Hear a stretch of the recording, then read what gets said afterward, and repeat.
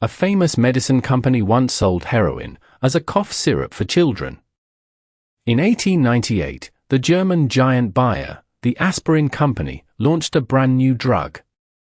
They named it from the German word for heroic, because of how powerful it made people feel. They advertised it as a safe, non-addictive way to calm a cough, and handed free samples to doctors. But inside the body, it turned straight into morphine. It was ferociously addictive. Within a couple of years, the addiction crisis was impossible to ignore. So Bayer quietly shifted its focus to a far safer product instead. Aspirin. The same company that gave us a household painkiller first handed out heroin to kids. Comment what we should uncover next.